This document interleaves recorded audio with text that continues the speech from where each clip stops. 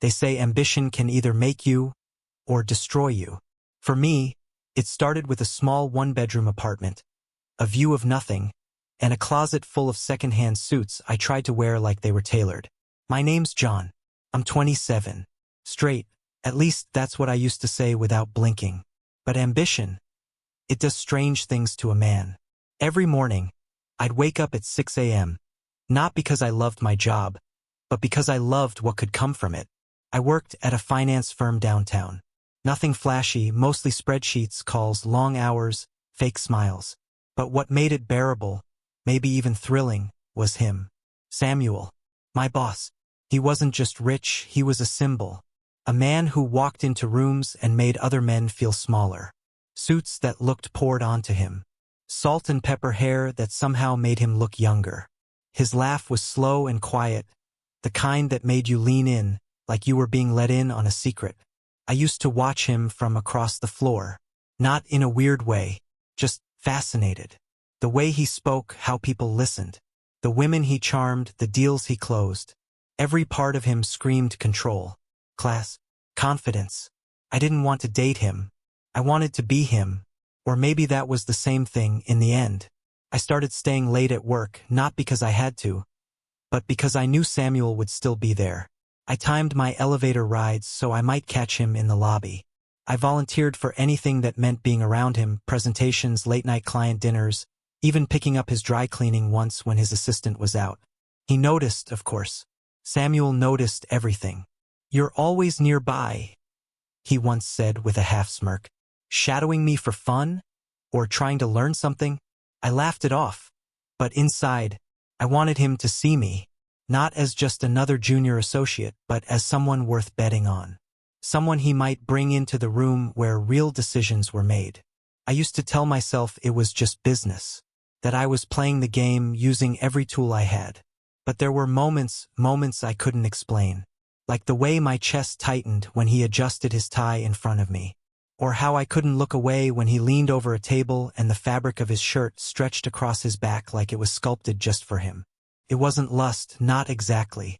It was power, beauty, magnetism, and I wanted it to want me back. I started dreaming about what it'd be like to have more than a desk near his office.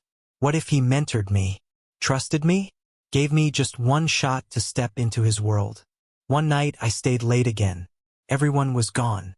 I was pretending to revise a proposal when I heard his voice behind me. "You work hard, John," he said. "That's good. But sometimes, it's not about working hard. It's about knowing when to ask." He smiled, then walked away, leaving me staring at the dim lights reflecting off the glass windows, wondering if that was an invitation or a test. I didn't sleep that night. I didn't know it then, but that was the beginning of everything. I started orbiting him like a planet around the sun. Not too close to burn. Not too far to be forgotten. After that night, the one where he told me it's not just about working hard but about asking, I took the hint. Or maybe I just pretended it was a hint because I needed it to be. I started showing up at the right times. Saying the right things. Smiling the way people do when they want to be noticed but don't want to seem desperate. "John, you're coming with me tonight," he'd say with a flick of his wrist. Boardroom dinners. Private charity events. Client cocktails. He never called me his assistant, but that's what I became. His shadow in a tailored jacket. I learned his rhythms. The way he liked his scotch, 2 fingers, no ice. The cologne he wore, leather and smoke. The women he entertained, always graceful, often younger, usually disposable. That part messed with me more than I admitted. Because I'd watch him. Watch the way his fingers grazed their backs when he guided them through doorways. How his voice dropped an octave when he complimented their eyes. How he smiled when they touched his knee under the table. And every time I saw it, I told myself it didn't matter. But something coiled in my chest. It wasn't love. Not yet. It wasn't jealousy in the romantic sense. I just wanted that smile aimed at me. I wanted to be the one that made him lean in and forget the world existed. I didn't care if it came through charm, loyalty, or something else. I just wanted in. And slowly he let me in. "You clean up well," he told me at a gala. He leaned in to adjust the knot of my tie. His fingertips brushed my throat, too soft to be casual. My skin burned for a second after. "Thanks," I said, voice low. He held my gaze longer than usual, smirked, walked away, and I stood there, frozen, wondering why my heart was hammering like I'd just run up a flight of stairs. I started to fantasize about things. Not just money or success, but moments. Little scenes I'd play over in my head during quiet hours of the night. Samuel pouring me a drink in his penthouse, laughing at my jokes across a candlelit table, brushing his hand along my back when no one was looking. I told myself it was still about the business, still about the future, still about my goals. But it wasn't. Not really. One night, after another client dinner, I stayed behind to help clean up the conference room. Everyone else had left. He lingered by the window, drink in hand, watching the skyline. "You ever think about leaving this life behind?" he asked without looking at me. I hesitated. "What do you mean?" He turned, glass raised to his lips, eyes locked on mine. "The suits, the chase, all of it. What if you already had everything you were trying so hard to earn?" I didn't know what to say. I wanted to ask him if that was an offer. I wanted to step forward, close the space between us, just to see what would happen if I stopped pretending for 1 second. But I didn't. I laughed instead. Safe, empty laughter, and said, "I'd probably screw it up." Samuel smiled. "Maybe you would. Or maybe you'd rise to it." He left me with that puzzle piece I couldn't quite place. But one thing was clear. I wasn't just circling anymore.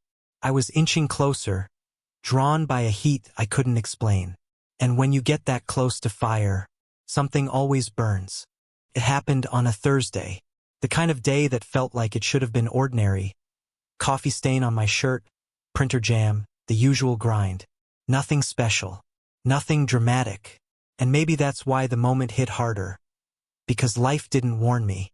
I was gathering files from the conference table when Samuel walked in, scrolling through his phone, his suit jacket slung over one shoulder like he'd just stepped out of a magazine shoot. "John," he said without looking up. "Yeah." He finally raised his eyes, sharp, focused, like he'd already made a decision before he opened his mouth. "Dinner tonight. Just you and me." My brain short-circuited. My mouth went dry. My heart did something stupid. Dinner?" I repeated like an amateur. He smiled, a small, confident curl of his lips.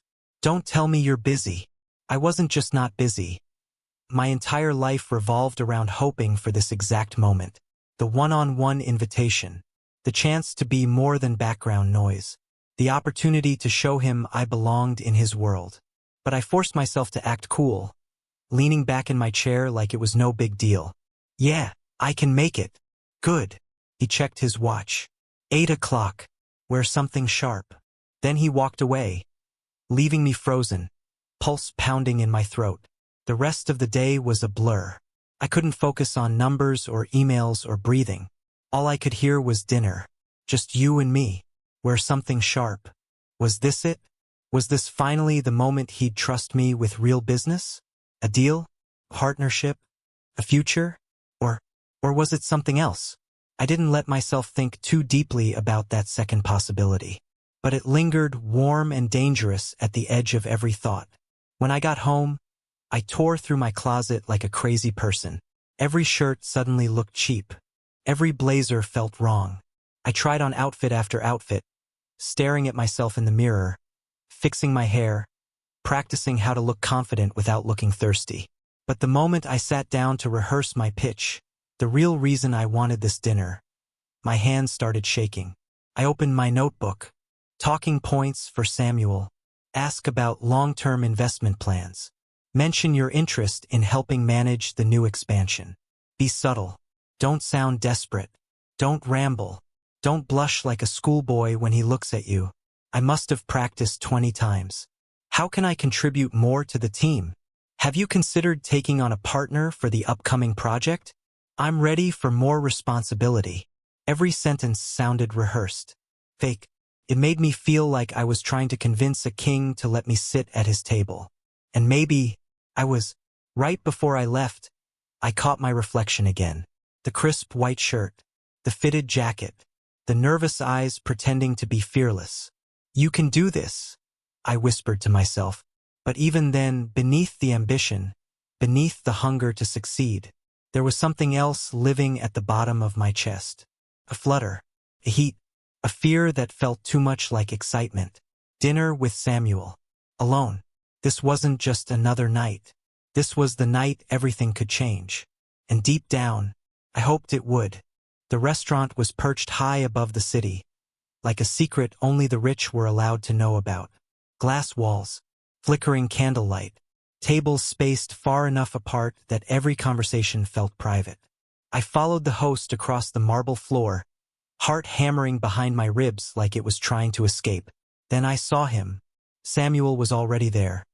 Seated at a table by the window, suit jacket draped over the chair, sleeves rolled casually to his forearms. One hand cradled a wine glass, the other rested on the table like he owned the world. And honestly, he kind of did.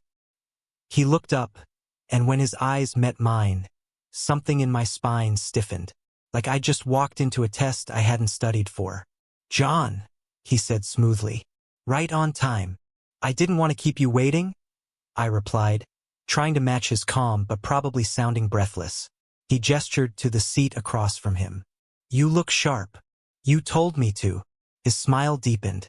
"I like when people listen." A waiter came. Wine was poured. I sipped to steady myself. The city lights glittered beneath us like a promise I wasn't sure I deserved. Samuel leaned back, studying me over the rim of his glass. "You're quiet tonight." "I'm just taking it all in," he chuckled. "You're always watching. You notice everything. That's why I keep you close." My cheeks warmed, and I looked down. This wasn't how I imagined the conversation starting. I had planned to talk about business, about future roles, but his presence pulled the thoughts right out of my head. Still, I had to try. "I've been thinking," I said, straightening in my seat, "about your expansion plans next quarter. If you're open to it, I'd love to be more involved. Not just in a support role, but something deeper, more strategic." Samuel swirled his wine, watching it move like he was watching me squirm. "You came prepared," he said, voice soft and unreadable. "I just want to grow," I added quickly. "And you've built something incredible. I want to learn from that." The silence stretched. His gaze didn't break. Then he smiled, one of those slow, teasing ones that said he knew exactly what I was trying to do. "You don't just want to work with me, do you?" I froze. "What do you mean?" "I mean," he said, leaning in slightly, "you've had that look in your eyes since the day you walked into my office. Half hungry, half curious. Like a man who wants more than he's willing to admit." "I'm ambitious," I said carefully. "That's one word for it." His foot brushed mine under the table. Not by accident. The air shifted. I looked away, nervous, confused, excited. "Is this dinner? Or an interview?" He laughed, soft and deep. "Maybe both. Maybe neither. Maybe it's just two men figuring out how far they're willing to go." I took another sip of wine. It didn't help. "I'm not trying to manipulate you," I said suddenly. "If that's what you're thinking." "I know," he said, voice low. "That's what makes this interesting." He leaned back, letting the silence do the heavy lifting. Outside, the wind brushed against the glass. Inside, my pulse was louder than the soft music playing in the background. I'd come here for a business opportunity, a shot at the life I thought I wanted. But now, sitting across from Samuel, watching him watch me, I wasn't sure what I wanted anymore. The second glass of wine was warm and smooth. The third tasted like trouble. By the fourth, I stopped counting.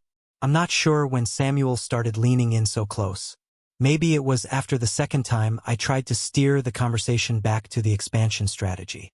Or maybe it was when he laughed. Low and slow, after I accidentally called him Sir. "Sir?" he echoed, eyebrows raised, amused. "Didn't realize we were playing roles now." I chuckled, awkward. "Just a habit. You sign my paychecks, remember?" He tilted his glass toward me in mock salute. "Fair enough. But not everything between us has to be about payroll, John. There it was again, that teasing tone, that glint in his eye like he was pulling at a thread just to see how far it would unravel. His fingers brushed mine when he reached for the wine bottle. No apology, no flinch, just a soft, deliberate graze. I told myself it didn't mean anything, that maybe I imagined it. But when it happened again, this time when he touched my wrist as I lifted my glass, I couldn't deny the chill that ran through me. It was subtle, controlled, like everything Samuel did. He wasn't rushing. He was testing. And I was failing. Because the truth is, I didn't pull away. "You always this serious?" he asked, lounging in his chair like a man with all the time in the world. I try to stay focused. Focused is good. But sometimes, you miss things when you're too focused. Like what? He didn't answer right away, just stared at me for a moment too long. Like when someone's trying to offer you something, he said finally. Something that might change your life. I tried to hold his gaze, but it felt like standing too close to fire. I didn't know whether to lean in or back away. "I want to earn it," I said. "Whatever it is." His smile deepened. "That's the part one like about you." Then he stood, sliding his chair back with a soft scrape. "Come on." "Where?" "One last drink," he said, grabbing his coat. "My place. It's nearby." I froze, just for a second. This was it. The moment the line could be crossed. Or not. Could have said no. Could have thanked him for dinner, gone home, buried the night in a long shower and half-hearted sleep. But I didn't. Instead, I stood up, heart in my throat, and followed him out into the city night. In the elevator, we didn't speak. The silence wasn't awkward, it was loaded, thick. I could feel the electricity bouncing between us in the confined space, humming in the air like static before a storm. When we reached the top floor, the doors opened into glass and shadow and breathtaking wealth. His penthouse was as curated as his suits. Sleek, modern, expensive without being loud. The kind of place that said, "I don't rent, I own." He poured us drinks from a crystal decanter on a marble bar. Something amber and slow-burning. "To ambition," he said, handing me a glass. I clinked it without thinking. "To whatever this is." He smirked. We stood there, close but not touching. The city stretching out beneath us through floor-to-ceiling windows. "Still trying to keep things professional?" he asked, stepping toward me. "I'm trying to understand the rules," I said quietly. "There aren't any," he replied.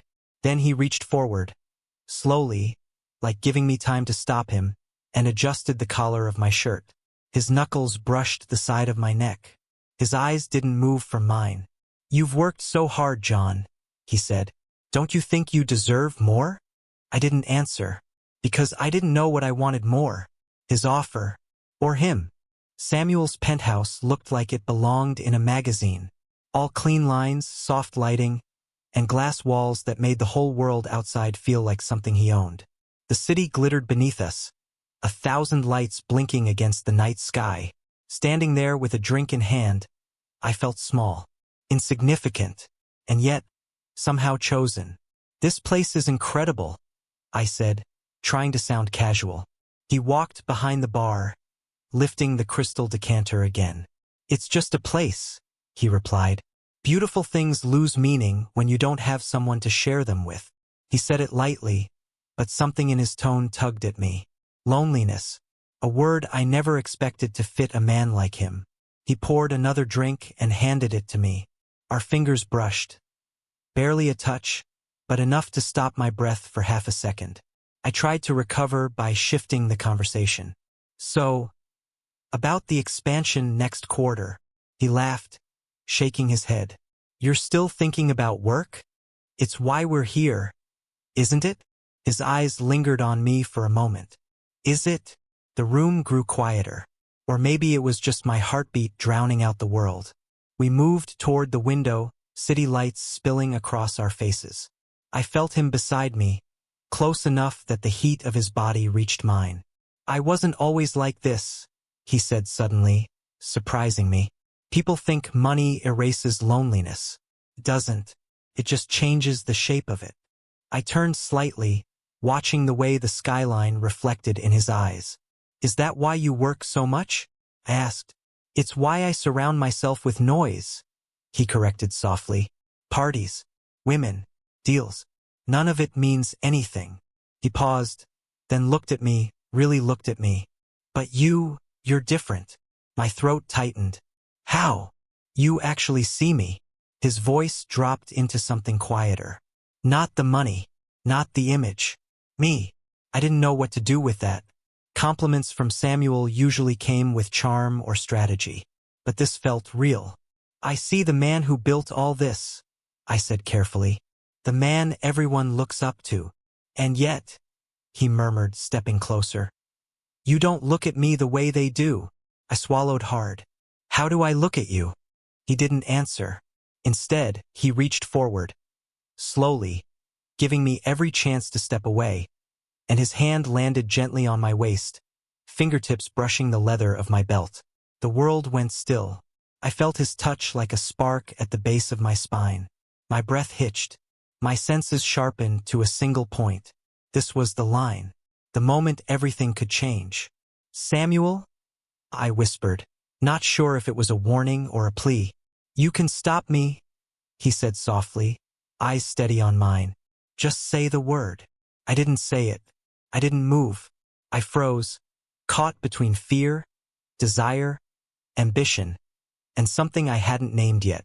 Something that had been building with every glance, every comment, every almost touch. His hand stayed there, warm against my belt, grounding me and undoing me at the same time. "You've wanted more than business for a long time," he murmured. "You just didn't know how to admit it." My pulse thudded in my ears. Was he right?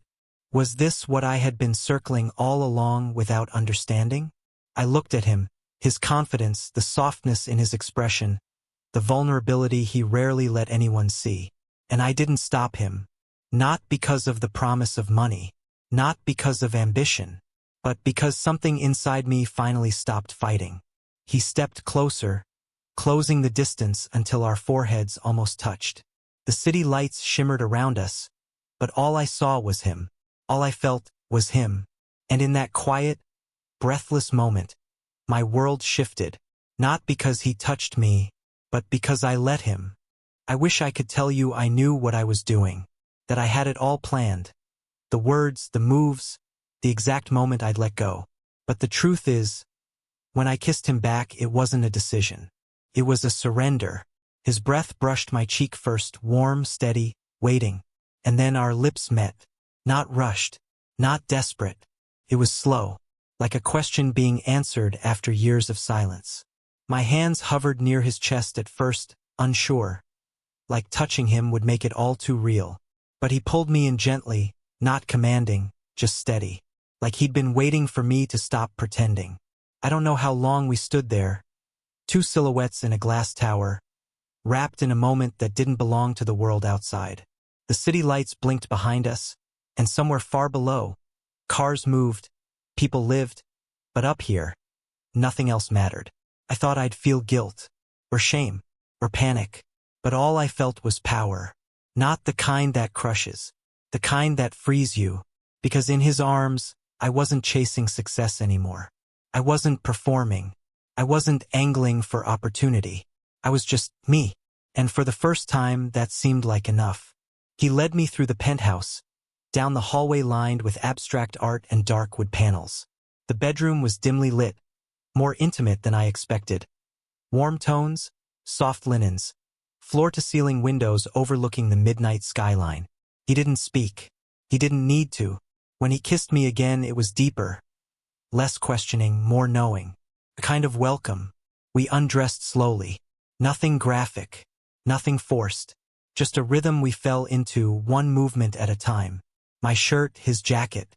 My hesitation, his patience. He never rushed me. Never pushed. He let me choose the pace. And somehow that made it even more powerful. The night wasn't perfect. I was nervous. He noticed. At one point, I laughed. Half embarrassed, half overwhelmed, and he just smiled. "You don't have to prove anything here," he said. "Not to me." That broke something in me. and also stitched something back together. We stayed close, skin against skin, breath sinking as the city moved beneath us. It wasn't just pleasure. It was intimacy, complicated, raw, and unspoken. I must have drifted off somewhere between his voice and the sound of his heartbeat. When I woke up, the sun was rising, casting gold light across the white sheets. And I was alone in the bed. For a second, I panicked. What if it was a mistake? What if he regretted it? What if I had imagined it all? But then I heard the soft clink of dishes in the kitchen. I sat up slowly, taking in my surroundings. The sheets were expensive. The room smelled like cedar and something distinctly him. A silk robe lay folded at the foot of the bed, and beside it, my belt, still unbuckled. Everything was the same, except me. I walked into the kitchen, barefoot, still trying to put words to what I was feeling. Samuel was there, shirt sleeves rolled. Making coffee like this was just another Tuesday. Like we hadn't crossed a line that changed everything. He looked up and smiled, that same confident, quiet smile I used to watch from across the office. "Morning," he said, handing me a cup. "You sleep okay?" I nodded, unsure what to say. He leaned against the counter, studying me like he was trying to read something written between my ribs. "You're different this morning," he said. I looked down at the steam rising from my coffee. "Yeah, I feel it too." He didn't push, didn't label it, and I was grateful for that, because whatever this was, it was still too new to name. But one thing was clear. I hadn't just kissed a man last night. I'd let go of the version of myself that had always played it safe. And somewhere between the glass walls and silk sheets, Samuel gave me more than just a night. He gave me permission to want, to feel, to change. The smell of coffee hit me before I even opened my eyes. That, and the soft sound of a pan clinking against the stove. It wasn't a dream. I was still in his bed, wrapped in high thread count sheets that smelled like cedar, citrus, and something uniquely Samuel. I sat up slowly.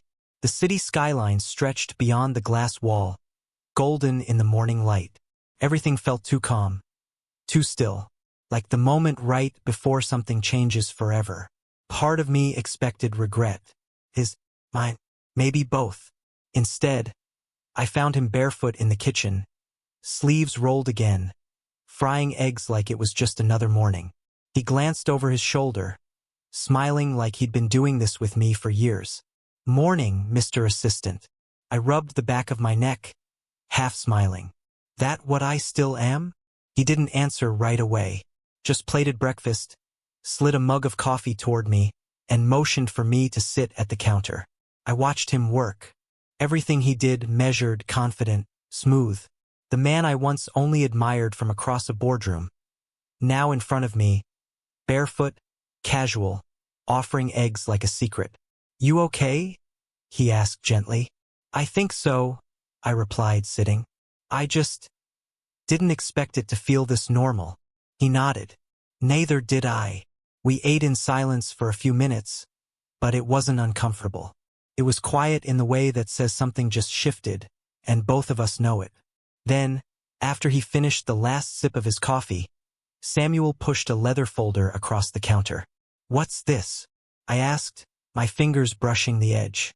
He didn't answer at first, just looked at me, his tone softer than I'd ever heard it. "You see me, John," he said. "Not just the suits, not just the money. You see the man behind it all. And that's rare." I opened the folder. Inside was a signed document, clean, precise, official. My name, company letterhead, equity transfer, 20%. I blinked, stared. "Read it again." "Is this real?" I asked, barely above a whisper. He nodded. "You've earned it," he said simply. "Not because of last night. Not because of anything you did to impress me.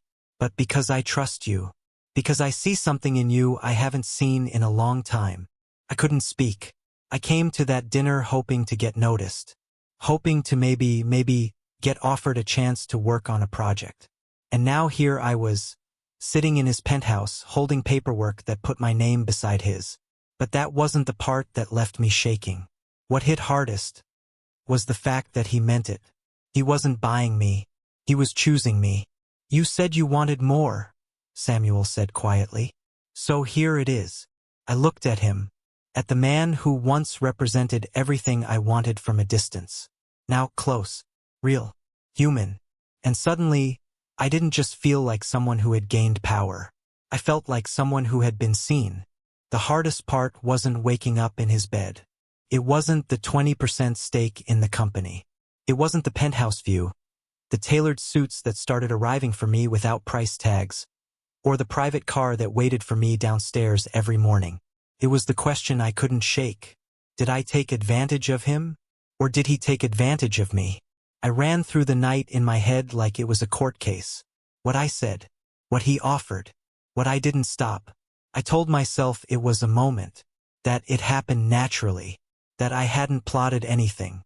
But still, I knew why I stayed late at the office, why I dressed the way I did, why I waited for that dinner invitation like it was a golden ticket.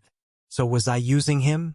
Or had he seen the longing in me from the beginning and simply waited for the moment I was too tired of pretending? That's the part one couldn't answer. My life changed overnight. Boardrooms, early morning meetings. My name now showed up on company memos, not just in the CC line. Senior partners started shaking my hand with real weight. And Samuel, he always made sure I was there, by his side, seated just behind his shoulder or across from him at deals that once felt galaxies away. But even with all the power and polish, his presence never faded. Samuel didn't push. He didn't label us. He never said relationship, never said love. But I saw how he looked at me when he thought I wasn't watching.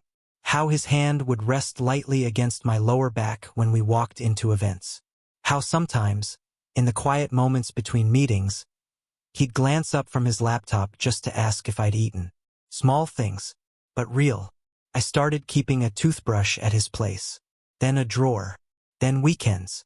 Eventually, I stopped going back to my apartment at all. At times, it felt like I was living someone else's life. Like I'd slipped into a skin I hadn't earned but couldn't bring myself to take off. But at night, when we sat on the balcony, the city at our feet, and he poured 2 glasses without asking, it felt less like a transaction, and more like something else. I still didn't call it love. Neither did he. But neither of us left. And in a world where everything was always moving, always shifting, always being bought or sold, that stillness, that quiet staying, it meant something. If you had told me a year ago that I'd be here, waking up in a penthouse, wearing suits worth more than my first car, walking into boardrooms with people twice my age, and having them look to me for direction. If you'd told me all of that came after a single night with him, I would have laughed in your face. I would have denied it, explained it away, sworn I was only chasing success, not anything else. Because that's what I believed. That if I just worked hard enough, stayed sharp enough, played my cards right, I'd get there. I'd climb out of my middle-class box and into the world I thought I was meant for. But now, looking back, I'm starting to wonder if it wasn't the success I was chasing. Maybe it was him, his attention, his approval, his presence. Maybe, deep down, I didn't want to be Samuel. Maybe I just wanted Samuel to choose me. And he did. Not just once. Not just that night. Every day since. He still hasn't said he loves me. And I haven't said it either. But we don't leave. And in a world where people run from one thing to the next, maybe that's all the answer I need. So I'll ask you something. Not as the man I used to be, hungry, broke, unsure, but as the man I am now, changed, conflicted, chosen. Tell me, would you have done what I did, if it meant finally having everything?